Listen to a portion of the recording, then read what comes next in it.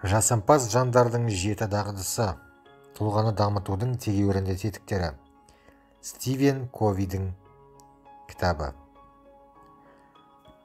Жасампаз жандардың жеті дағдысының тұңғыш басылымы осыдан ширек ғасыр бұрын жарық көрді. Содан бері Стивен Ковидің бұл еңбегі 13 мәрте жаңартылып, 40 тілге аударылды. 70-тен аса елде 30 миллион данамен таралған кітап нөмірі бірінші әлемдік бестселлер мәртебесіне иеленді. Жақсы өмірдің кілтін іздеген жасөспірімнен бастап, ісін өрге домалатқысы келетін көрнекті кәсіпкерлер мен саясаткерлерге дейін қызыға оқитын кітап миллиондаған адамның өмір сүру әдістемесіне айналды. Алдыма қойған мақсатқа жетудің жолы қандай? Айналамен қалай қатынас жасаған абзал? Өзімнің де өзгенің де ұпайын түгел ететін ұтымды өмірлік ұстаным бола ма?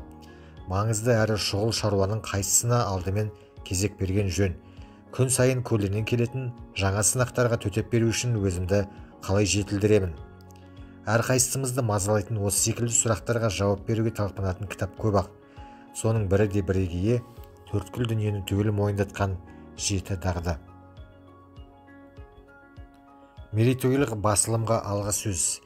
Мен Стивен Ковиді 2001 жылы ол маған кейбір идеяларды бірге талқылауды өтініп, кездесуге шақырғанда алғаш көрдім. Жылы сәлемдесумен қоймай, ол байырғы таныстарша қол алысып амандасты. Қарапайым жауаптасудан басталған әңгімеміз 2 сағатқа созылды. Стивен мені бірден сұрақтың астына алды. Менің қарсы алдымда ұлы ұстаз, осы заманның ең беделді ойшылдарының бірі отырған еді. Және ол өзінен ширек ғасыр кіші бозбаладан сыр тартып, тың ой түйгісі келді. Сұхбат барысында маған да сауал қою мүмкіндігі туды әйтеуір. Сол кезде «Сіз жеті дағдыны қалай ойлап таптыңыз?» деп сұрадым. «Мен ойлап тапқан жоқпын», деді ол. «Қалайша деймін, түсінбеймін. Сіз кітап жаздыңыз ғой?» «Иә, жаздым, бірақ ол дағдылар баяғыдан белгілі. Олар табиғат заңдарына көбірек ұқсайды», деп жалғады сөзін. Мен бар болғаны оларды бір жерге жүйелеп жинақтадым. Қолдануға ыңғайлы етіп топтастырдым. Міне осы сәттен бастап, оның шығармасының әсері неліктен соншалықты күшті болғанын түсіне бастадым. Кітап болып шыққан нұсқаға жеткізу үшін Кови ойындағысын 30 жылдан аса зерттеумен, тәжірибеде сынап оқытумен және дамылсыз жетілдірумен болды. Ол атақ даңққа бөленуді аңсаған жоқ. Ол осы қағидалардың жұртқа жетуін қалады. Сол дағдыларды бойларына дарытсам деді. Ол жеті дағдыны бірінші кезекте өзін табысқа жетелейтін құрал деп емес, адамзатқа пайдасы тиетін игілікті қызмет деп бағалады. Фрэнклин Кови, директорлар кеңесінің төрағасы Боб Уитман маған қоңырау шалып, жасампаз жандардың жеті дағдысының алғаш жарияланғанына 25 жыл толуы құрметіне алғы сөз жазғыңыз келмей ме деп сұрағанда, менің ең алдымен істегенім кітапты басынан аяғына дейін қайта оқып шықтым. Оны 1989 жылы алғаш жарық көрген сәтте бас алмай оқып шыққанмын. Енді осы қағидаларға қайыра оралып, тағы да терең ризашылық сезіміне бөлендім. Сондай-ақ кітапты бір жаңаша саралап, оның не себепті классикаға айналғанын түсінгім келді. Мен оның теңдессіз мәртебеге жетуіне себепші болған 4 факторды таптым. Бірінші, Кови өзінің тамаша тіл кестесінің арқасында жеңіл оқылатын, қисынды тұжырымдық үйлесімге құрылған қолданушы интерфейсін жасап шыққан. Екінші, автор зейінін жекелеген әдістер мен бір мезеттік қызығушылыққа емес, мызғымайтын мәңгілік ұстанымдарға жұмылдырған. Үшінші, бірінші кезекте жетістікке жету жайында емес, мінез қалыптастыру жөнінде жазады. Осылайша адамдарға жай ғана жетістікті тұлға емес, нағыз көшбасшы болуға көмектеседі. Төртінші, Кови өз бойындағы кемшілігін мойындайтын 5-ші деңгейдегі ұстаз еді. Сонымен қатар өз білгенін өзгемен бөлісуге дайын тұратын. Стивен Кови синтез шебері болды. Оның жеке тұлға жасампаздығы саласында атқарған ісі дербес компьютер үшін графикалық интерфейстің маңызымен деңгейлес еді.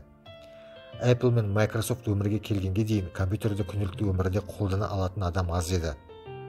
Ұғынықты қолданушы интерфейсі тачскрин туралы айтпағанның өзінде курсорда түсінікті белгішелер немесе экрандағы қалқып шығатын терезелер болған жоқ. Бірақ алдымен Macintosh, артынша Windows пайда болған соң көпшілік тұтынушының да экран сыртындағы микрочиптер қуатына ақыры қолы жетті. Жеке тұлға жасампаздығы саласындағы даналықта дәл осылай. Бенджамин Франклиннен Питер Друкерге дейін жүздеген жыл бойы жинақтала берді. Бірақ ол біртұтас қайсынды әрі ұялас қолданушы схемасы ретінде ұйымдастырылмаған еді. Кови жеке тұлға жасампаздығы үшін стандарттан өткізілген операциялық жүйе құрды. Осының өзі Windows дерлік, оны қолдануға өте ыңғайлы етті. Ол сөзді ойнату мен қысқа хикаялардың шебері, тамаша жазушы болып шықты. Мен бірінші тараудағы метрода шуылдақ балаларын тыныштандыра алмаған еркек хикаясын және оның өнегесін ешқашан есімнен шығармаймын. Дәл сол секілді Маякты, өзге джунгли мен алтын жұмыртқалар аналогиясын да ұмыта алмаймын. Оның оқырманға кейбір идеяларды ұғынықты сипаттап әрі тәжірибеде қолдану нұсқаларында келтіріп отырған мысалдар өте сәтті шыққан. Ұттым күйінде ойлаңыз, әуелі түсінуге, содан кейін түсінікті болуға ұмтылыңыз. Түпкі мақсатыңызды жол басында елестетіп алыңыз. Басты іске мән беріңіз. Ол осы идеяларды пайдалануға қажет дағдылар мен жаттығуларды үйрету үшін өзі бастан кешкен бала тәрбиесі, некеге тұру, достармен араласу тәрізді ахуалдар мен түйткілдерді арқау ету арқылы адамның идеяға қол жеткізуін бұрынғыдан да жеңілдете түсті. Бұл нобайға негіз болған идеялар мәңгілік. Бұл қағидалар.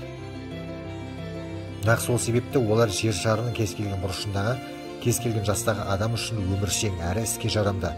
Өзгерістер, хаос, жікке бөліну мен ұдайы белгісіздік үстемдік құрған әлемде адамдарға осы астан-кестен алмағайыптың ішінен тура жолды табуға көмектесер тұжырымдар жинағын орнықтыратын зәкір қажет. Кови мәңгілік қағидаттардың бар екеніне және оны іздеу мағынасыз әрекет емес, даналықтың көрінісі екеніне сенді. Ол әрі қадам сайын қасиетті ештеңе жоқ, мәңгілік ештеңе жоқ, үнемі өзгеріп тұратын бұл дүниеге төтеп берерлік мықты ештеңе жоқ. Бәрі жаңа болуға тиіс, өткен шақта болған нәрсе бүгін түкке жарамайды деп айқайлайтын адамдардың көзқарасын қабылдамайтын. Мен өз зерттеулерімде мына мәселеге ден қойдым. Ұлы компаниялар қазіргі орнын иеленіп отыру ненің арқасында? Неге олар жақсыдан ұлыға көтеріле алады, басқалар көтеріле алмайды? Неге олардың құрылымы уақыт сынағына шыдайды, өзгелері қирайды? Неге хаостың ортасында олар гүлденіп отыр? Біз ашқан жаңалықтың негізгісінің бірі өзекті сақтау, прогресті ынталандыру болды. Оның мәнісі принциптер өздегін өз іс әрекетінің негізі етіп, әрі басшылыққа алмаған және оны сақтай білмеген бірде-бір компания осынау алмағайып әлемде шын мәнінде ұлы компания бола алмайды. Болса да ұзақ тұра алмайды. Бірақ сонымен қатар прогресті ынталандырмаған, өзгерісті жаңартуды, жақсарту мен үлкен арсыз мақсаттардың ізіне түспеген компанияда өзінің ұлылығын сақтап қала алмайды. Осы екі қағиданы, өзекті сақтау мен прогресті ынталандыруды біріктіргенде, сіздің қолыңызға компанияның өміршеңдігін қолдап қуаттап отыратын сиқырлы диалектика тиеді. Кови осыған ұқсас нобайды тұлғалық жасампаздық саласынан да тапты. Алдымен ұдайы өзгерістерге ұрынбайтын, берік принциптер өзегін құру қажет. Сонымен бірге адам өзін-өзі жетілдіру және өзін-өзі жаңартып тұруға тынбай ұмтылуға тиіс. Мұндай диалектика мықты негізді сақтауға және өмір бойы тұрақты түрде тұлғалық өсуге қол жеткізуге мүмкіндік береді. Дегенмен менің ойымша 7 дағдының ең маңызды қыры оны күнделікті пайдаланатын нұсқаулық қана емес, ұлы кітапқа айналдырған нәрсе бұл оның жетістікке жетуде емес, мінез қалыптастыруға зейін салғаны. Тәртіп болмайынша жасампаздық жоқ және мінезсіз тәртіп те болмайды. Осы алғы сөзді жазған кезде мен Вест-Пойнттағы ақш әскери академиясында көшбасшылықты зерттеу кафедрасының профессоры едім. Кәсіби маман ретінде Вест-Пойнт рецептінің басты құрамдасы нағыз көшбасшылық мінезден басталады деген идея екеніне. Көшбасшылық бірінші кезекте сіздің кім екеніңіздің көрінісі. Өйткені сіз атқарар барлық іс нақ осы нәрсеге сүйенетініне көзім жетті. Адамды қалай көшбасшы етіп шығаруға болады? Алдымен мінезін қалыптастыру қажет.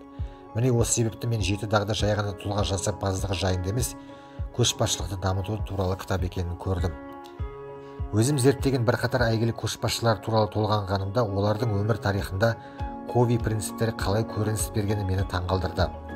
Осы ретте сүйікті кейіпкерлерімнің бірі Билл Гейтс туралы айтқым келіп отыр. Соңғы кездері сол тәрізді адамдардың ерекше жетістікке қол жеткізуін қажет кезінде қажет жерден табыла қалған жай ғана сәттілік санау сәнге айналып барады. Бірақ бұл ешқандай сын көтермейтін көзқарас. Popular Electronics журналы өз мұқабасында әлемдегі алғашқы дербес компьютер жасалғанын жариялап, Altair суретін басып шығарғанда Билл Гейтс Тим Алленмен бірлесіп бағдарламалық жасақтама шығарумен айналысатын компания құрды.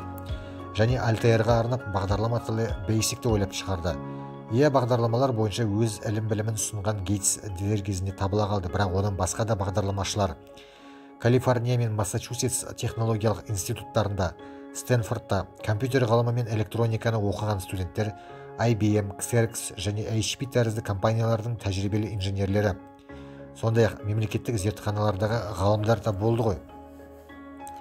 Билл Гейтстің істегенін сол сәтте мыңдаған адам істеуі мүмкін еді, бірақ олардың қолынан келмеді.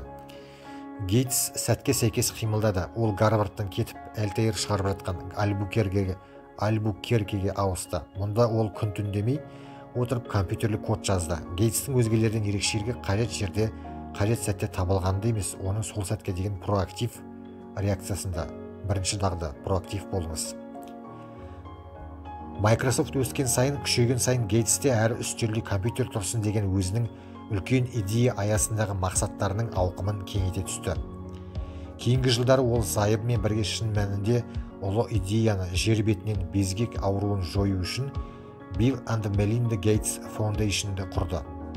2007 жылы Гарвард дипломын алып тұрып, ол өзі былай деді: Мелинда екеуміздің мақсатымыз сол күйінше қалады. Қолымызда бар ресурстарды пайдаланып, ізгі істерді мейлінше көбірек атқарғымыз келеді. Екінші дағды, түпкі мақсатыңызды жол басында елестетіп алыңыз. Нағыз тәртіп өміріңнің ең жақсы шақтарын ең бірінші кезектегі мақсаттарға жетуге жұмсау. Ал бұл шынайы мағынадағы нон-конформист болу деген сөз. Кез келген адам жасөспірім Билл Гейтс үшін ең басты мақсат Гарвардты тәмамдауға болуға тиіс еді деуі мүмкін. Бірақ ол оның орнына тілектестерінің жақтырмай күңкілдегеніне қарамастан бар күшін өз миссиясына жұмылдырды. Microsoft құрған соң ол бар қуатын екі мақсатқа: ең үздік адамдарды өзіне тарту және бағдарлама жасау бойынша бірнеше үлкен мақсат жолында жұмыс істеуге бағыттады. Қалғанының бәрі екінші кезекке ысырылды. Бірде түстік ас үстінде Гейтс Уоррен Баффетпен танысып қалады. Үй иесі қонақтардан өмір жолында қай факторды ең маңызды деп санайтынын сұрайды.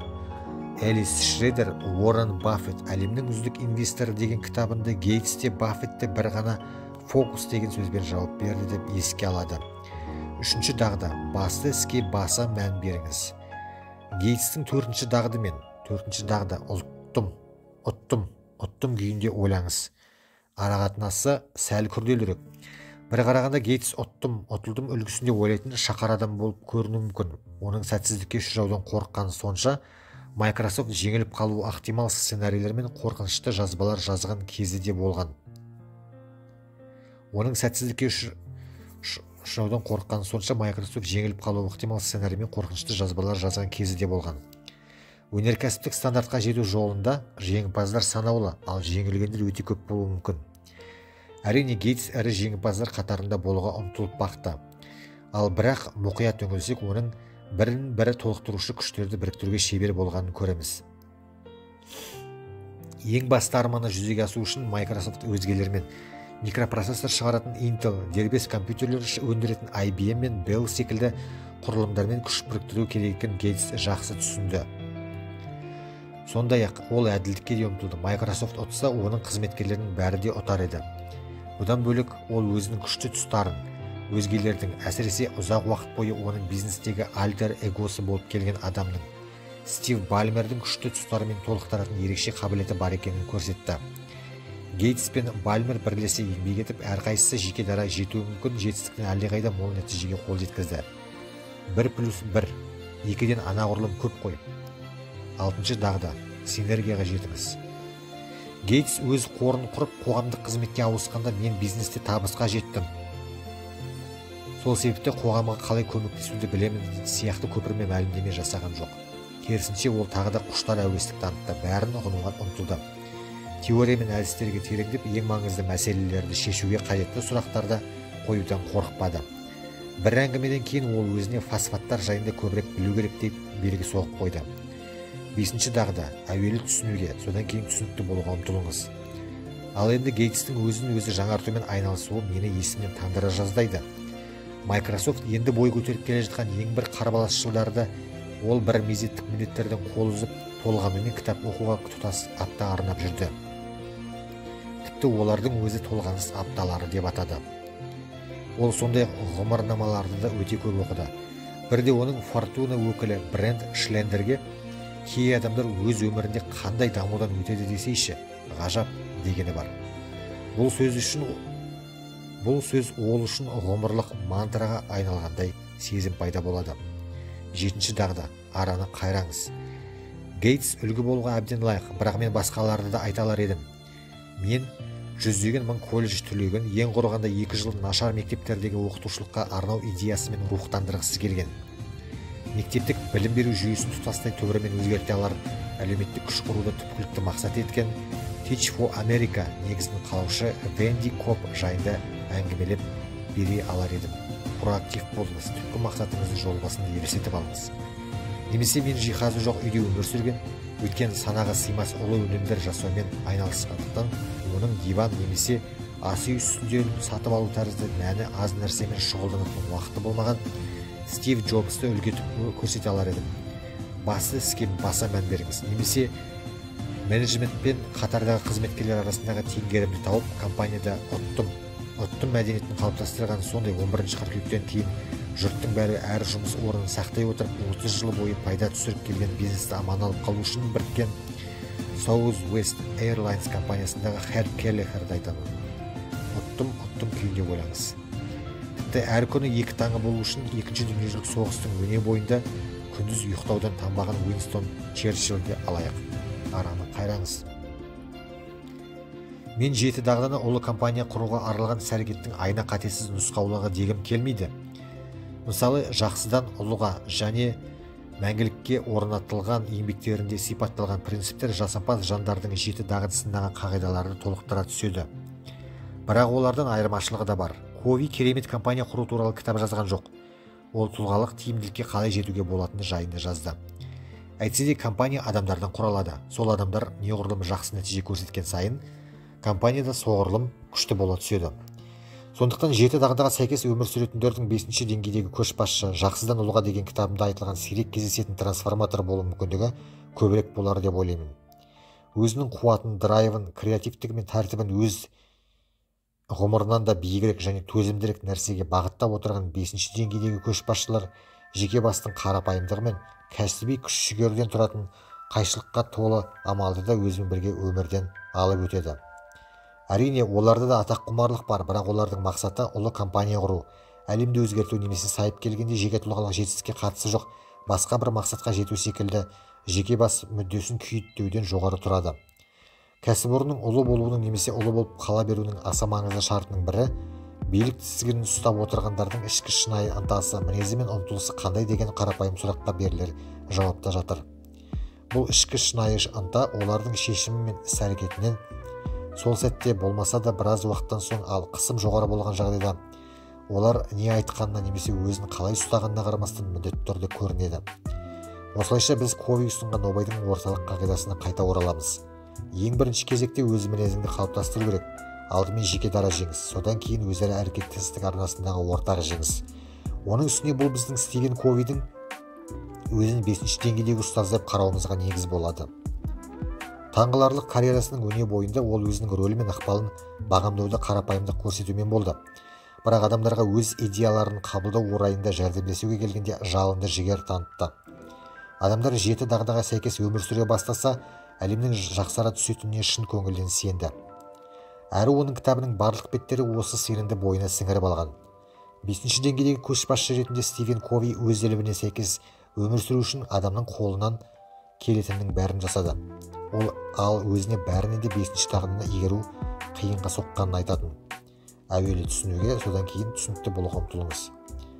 Бұл кереғар сипатта естіледі, себебі кітапты жазбастан бұрын Кови ондаған жылға созылған зияткерлік саяхат жасады. Ол алдымен шәкірт болды, шәкірттен ұстазға айналды, ал содан соң барып жазуды үйренген ұстаз болды. Соның арқасында өз ілімінің ғұмырын ұзағынан сүйіндірді. 2-ші дағды туралы тарауда Стивен бізден өз жаназамызды елестетуімізді және бір сәт ойлануымызды өтінеді. Ал енді әр сөз сөйлеушіден сіз өзіңіз және өткізген ғұмырыңыз жайында не естігіңіз келер еді? Өзіңіздің мінезіңіз жөнінде қандай баға алғыңыз келген болар еді? Қол жеткен қандай жетістігіңіз бен ісіңіз олардың жадында жатталып қалғанын қалар едіңіз? Маған осының бәрі оның өз жағдайындағыдай болып шықса, ол өте риза болатындай көрінеді.